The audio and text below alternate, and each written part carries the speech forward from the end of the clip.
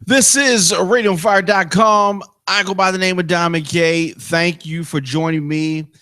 Special weekend edition. We're going to actually be here every Saturday, getting things going. And the brand new RadioOnFire.com studios. We're here in, we're nestled right in between East and West Baltimore in an area called Charles Village. So it's like, like I said, centered between East and West. We're not too far east, not too far west, and that's definitely good for our guest and show host and all that good stuff. So a couple of topics that I want to touch on today, and all of them pretty serious issues here. There is a situation that is starting to brew. Tyrone West, for those that do not know the name Tyrone West.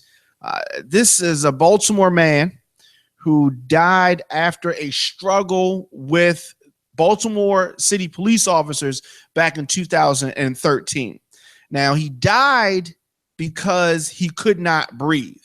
All right. So that's what these new findings are coming out. He died because he could not breathe, not because of the heart condition that the police department here in Baltimore's their independent review board conducted a new forensic review of his autopsy, and it's coming out that he died not because of this heart condition. Now, the man's family is hoping that the city's top prosecutor, Marilyn Mosby, is going to reopen this case. Now, he was 44 years old when he died back in 2013 after an arrest. Traffic stop. July 18th is when he was exactly pulled over for backing down the street onto an intersection. So just a minor traffic type of thing. Now, the officer asked him to get out of the car and sit on the curb. Now, this is where things get crazy. Once he got out of the car, the officers noticed a bulge in his sock that they suspected were drugs. Now, a bag recovered at the scene turned out to contain cocaine. Now, the officer said that they chased West, and ultimately he was tackled to the ground, and he died while he was in the handcuffs. Now, the autopsy revealed no serious injuries, anything like that. Now, the officers were not charged in West's death.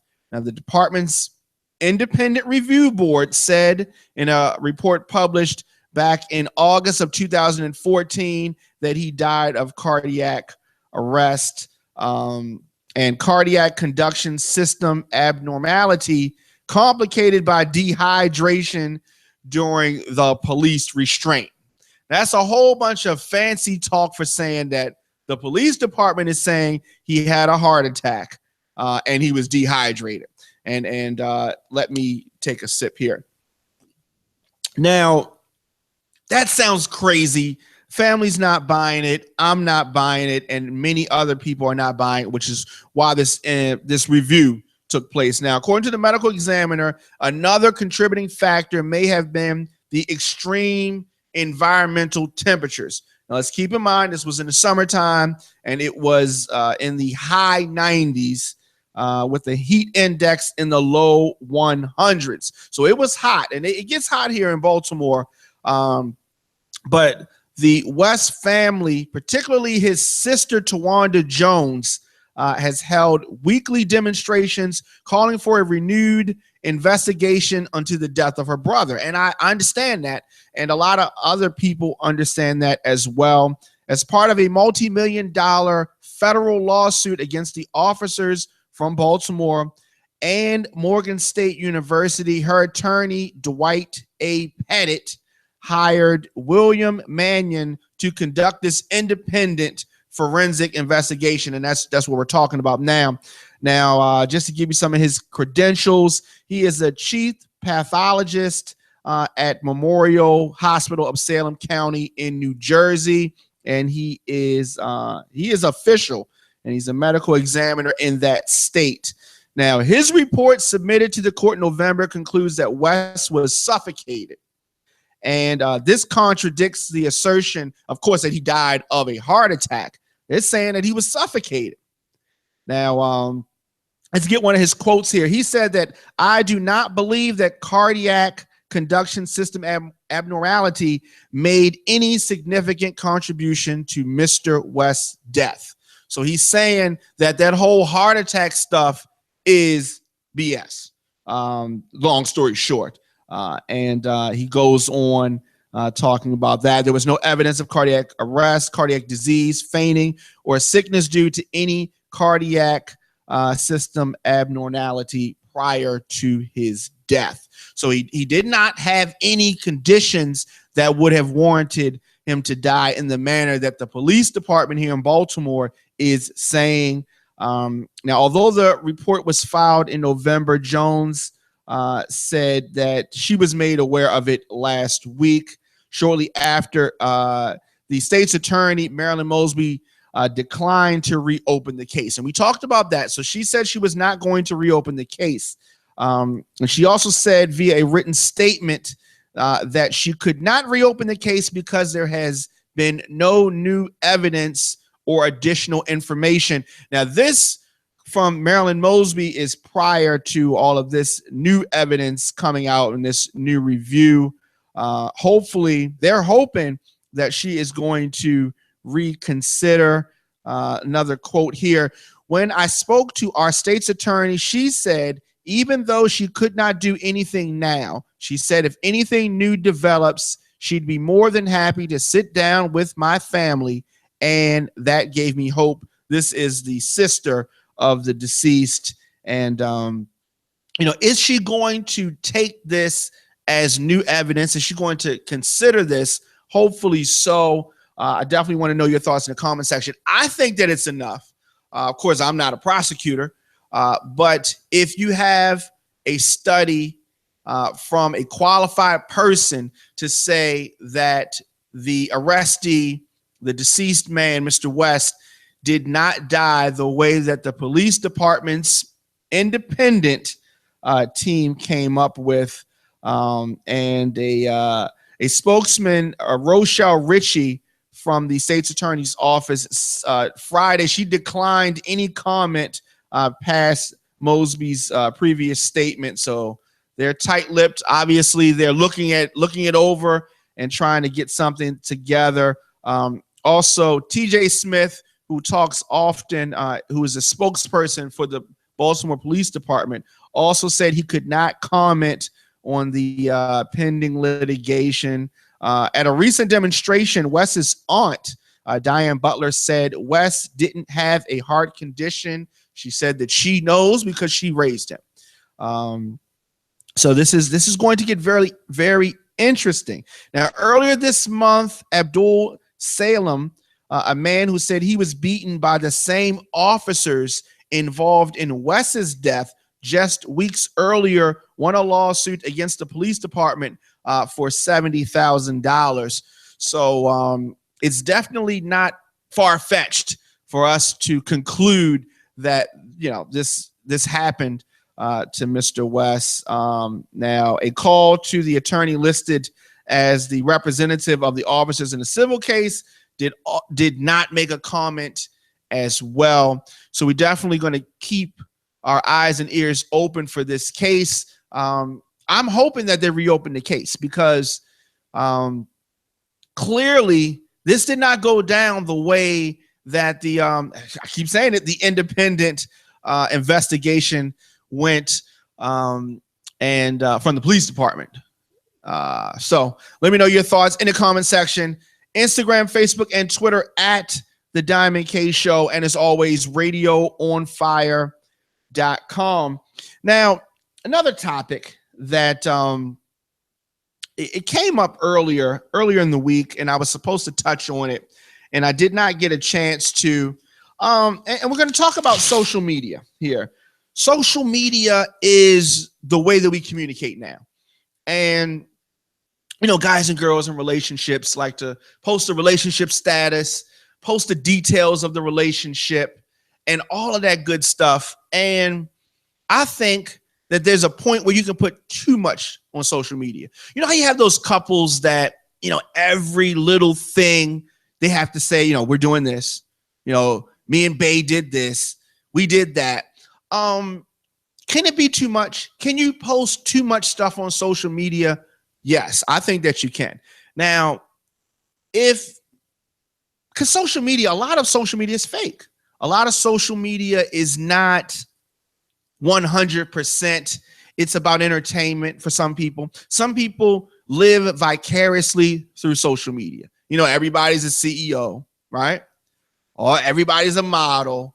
And the relationship statuses are fine, but I think that too many details can harm your relationship. Now, I know about this firsthand. I was dating a girl about 6 or 7 years ago, and she was a local public figure, as I am. And, you know, we were very vocal on social media, a lot of pictures, a lot of this, a lot of that. And what I noticed is that it led to more people being in her inbox, more guys that didn't necessarily like me, more girls that may have had a problem with me that were in her inbox saying this and that. And I think that the added presence and visibility of our relationship on social media caused this problem. Now, it could be me. Maybe I'm crazy.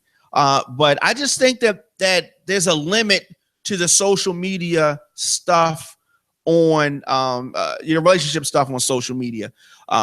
Now, some women that I've dated talked about how if you don't put this stuff out there, then you're trying to be secretive, that you're trying to hide something. And I don't think that that's the case all the time. And maybe some people that's the case. I think that you can put what your relationship status is without putting too many details, every little thing. But these are my thoughts. Let me know in the comment section. Social media, relationships, can you do too much? Is there never too much? I mean, if you're in love with somebody, can you talk about it too much, too little? Let me know. Instagram, Facebook, and Twitter at The Diamond K Show. As always, radioonfire.com.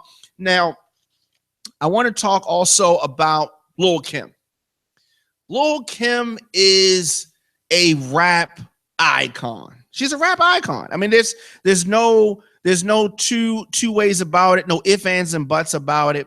Lil' Kim is a rap icon. Now, with that being said, I want to say this, and I mean this with all due respect to Lil' Kim, to all of her supporters and all of her fans and all that good stuff. But the Lil' Kim that we know from hardcore, the Lil' Kim that was in Junior Mafia, the Lil' Kim that was rolling with Biggie, that Lil' Kim is gone.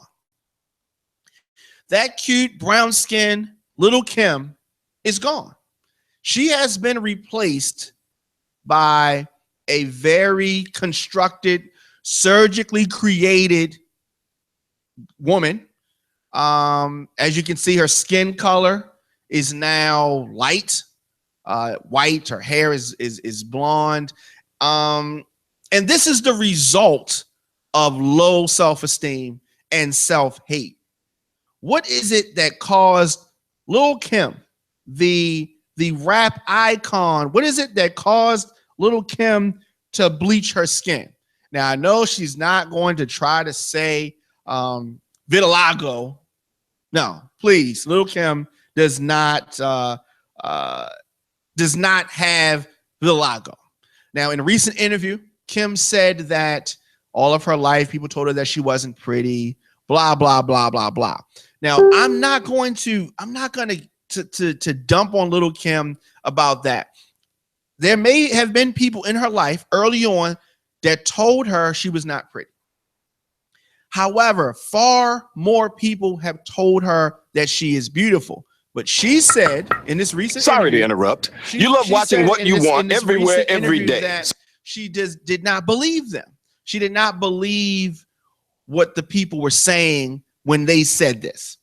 I have a problem with that. I mean, it's just an excuse. The plastic surgery, Lil' Kim is appearing. She was like an Asian looking kind of girl, and then she just went all the way left. Now I'm a firm believer that somebody should look how they want to look, and she's bleaching her skin. I have a problem with that, but it's not my skin. It's not my place to say that. But Lil' Kim is a white girl, and she's at least appearing to be a white girl. Now, do you think that Lil' Kim can get the can she check the W in, like on her license, or you know what I mean? But Lil' Kim, the Queen Bee, new mixtape out. It is fire. I like it. You should download it. But let's get this quote up here by Lil' Kim. So she said that all my life, men have told me I wasn't pretty enough. Now, usually, women do not listen to men. You usually don't. You usually listen to other women. If a guy tells you this outfit doesn't look good, I like when you wear that. Or, as we frequently say, I like when you wear sweatsuits. Or jogging, athletic apparel. Women don't like that. Oh, what? Yeah, you like this? Or we'll say, I like you when you have your hair this way. And women say, oh, no, I don't like that. Women listen to other women. So Lil' Kim's assertion that she did this because a man told her something, I find that hard to believe, because as I'm saying, women listen to women. Women dress for women. You want the compliments and the acceptance of other women. You don't care what we say, but Lil' Kim, is going to say that it is men that made her go from a very, very attractive woman to what she is now. And if Lil' Kim likes it, then, I'm happy for her. I don't like it. I don't think that a lot of other people like it, but it is what it is. And, this question has been just going around everywhere. People are seeing her, and she looks completely different. I mean, the hair, the eyebrows, the eyes, the nose, the lips. I mean, she looks literally like a different person. I mean, it's just, when she posted these selfies, I mean, she seems unrecognizable. And usually the Lil' Kim, the Queen Bee fans go hard, and I'm sure they're going to go hard, and I'm sure that they're going to have a problem with some of the things that I'm saying. But even if you're not totally familiar with what Kimberly Denise Jones looked like during her peak in the 90s, the mid 90s and the early 2000s, she has transformed from a brown skinned cutie to a very, very different person. I mean, she's had multiple surgeries. I don't think that we even know how many surgeries Lil' Kim has had, but her appearance has been steadily changing since 1999. She's got blue contacts now. She's got platinum blonde weave. The nose is contouring, breast implants, another nose job. And I know she struggled with self-esteem. I would love to sit down and talk to her and let her know, that the impact that, the males in her life have had on her is just crazy. I myself love women, brown skin, light skin, whatever complexion, Spanish, whatever. But I mean, I don't know. The bleaching of the skin. I mean, just use the filter on Instagram. You don't have to actually bleach your skin, but maybe I'm crazy. Okay, maybe I'm crazy. In the comment section, please let me know your thoughts. Do you like this new Lil' Kim look, or do you want the old Lil' Kim back? You can't get it back, but let me know if you like this new look. And obviously this is something I have to get used to. Lil' Kim just recently having a child, so we'll see. Let me know your thoughts on that. Now, finally, 2 15-year-old boys face handgun charges. Now, here in Baltimore, sadly, 2 teenage boys facing these weapon charges after being arrested here in Baltimore today. Now, authorities said that the police were called to the 4200 block of Sheldon Avenue on Thursday after a 15-year-old boy fled into a house. Now, investigators said that the teen was carrying, get this, a loaded .380 caliber semi-automatic handgun and what appeared to be a small amount of marijuana. The teen was taken to a juvenile booking facility and faces several charges. Now, in a completely unrelated incident, police were also called to the 1800 block of North Mountford Avenue on Friday after a homicide in the same block occurred 36 hours earlier. Officials said that another 15-year-old boy was found, this time with a loaded 9mm handgun. He was also taken to a juvenile booking facility and charged. 2 kids, handguns. They taken them to what they call here in Baltimore the baby bookings. But the juvenile facility, no picnic for kids. So that's where we're at. Of course, the draft is going on now. Hopefully the Baltimore Ravens are able to get something going. I don't know if anybody remembers, it's been a long time. Bobby Shmurda. Does anybody remember Bobby Shmurda? He's suing the New York Police Department, claiming false arrest. Now, Bobby Shmurda, the rapper, continues to prepare for his long-awaited trial on drugs and weapon charges set to take place in New York City finally next month. Now, the rapper is also in a serious courtroom battle. According to sources, Bobby has filed a suit against the NYPD for false imprisonment related to the incident that led to his arrest 2 years ago. Has it been that long?